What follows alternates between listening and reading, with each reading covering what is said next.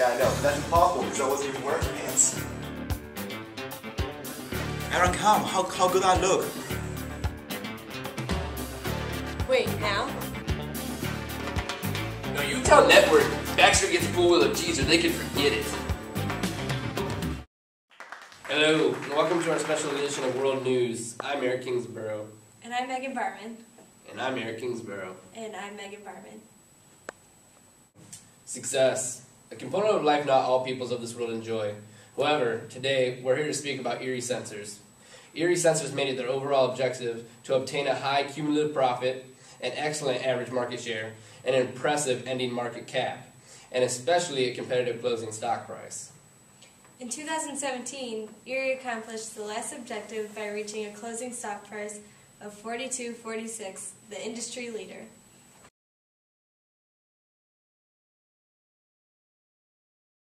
Not only did Erie obtain an impressive closing stock price in 2019, the company's financial statistics soared in their annual report to their highest levels with profits of $61.5 million, return on equity of 30%, return on sales of 15.5%, and a return of assets of 23.3%. And now on to our field reporter, Treg Fortman. Treg? Thanks, Eric. Here we have Minji Hu, CEO of Erie Sensors. Please tell us, Mr. Hu, what is the overall outlook of Erie?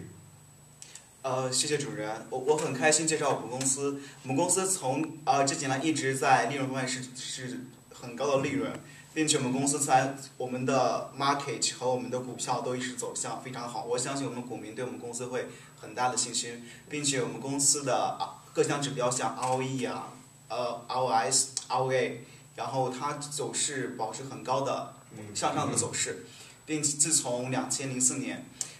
并且我们的 asset turnover 呢，它就是虽然说比较不是太好，但是呢，它最近一直保持很稳定，因为我们公司强对我们的设备一个很大的革新。我相信在未来我们公司会创造更好的成绩，希望更广大的股民支持我们公司。谢谢。Thank you so much, Mr. Hu. Back to you, Eric. Thanks, Treg. Now back to you, Treg. Could you please describe your feelings on the emergency loan your company experienced? Oh, it so suck. We don't need a translation for that. Not only did the $3.7 million emergency loan in 2016 suck, it was the only instance where Erie did not receive full credit under their emergency loan category on their analyst report. Since this disappointment, Erie has successfully stayed clear of emergency loans, but is still feeling the impact on their recap balance scorecard. Thank you, Mr. Hu. Back to you. Thank you, Treg.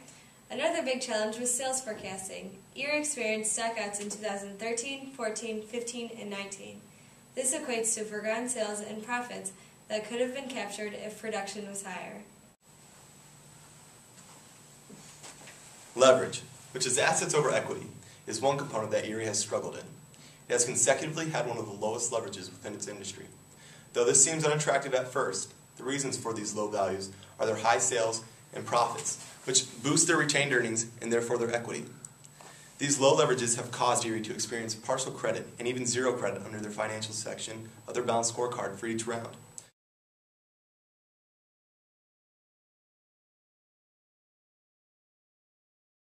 Often forgotten, three main ways to increase leverage are to either retire stock, pay out dividends, or take out debt. And this has been our special edition of World News. I'm Eric Kingsborough. And I'm Megan Barman. So, Treg, what'd you learn? Probably the main thing that I've learned is that how important sales forecasts are. I can really see why companies now would spend so much money to find out what their projected sales are. Because without those, you can either stock out or have too much stock. Both of those are bad in both aspects. If you don't have enough stock, you've forgone some profits, and if you have too much, you incur expenses. So, Megan, what'd you learn? You have to make sure you have a respectful working capital so that you don't get an emergency loan. So, Mingio, what'd you learn? I learned how to increase the stock price. The first way we can increase the benefit, and we can retire stock, and another way we can distribute dividend to stockholder. So what have you learned so far, Eric? Huh? Oh, that's this part? You know, I've learned a lot. I've learned how to cooperate as a team and come to decisions together, and how everything has to rely on one another. And I think the team aspect of this has been the most beneficial.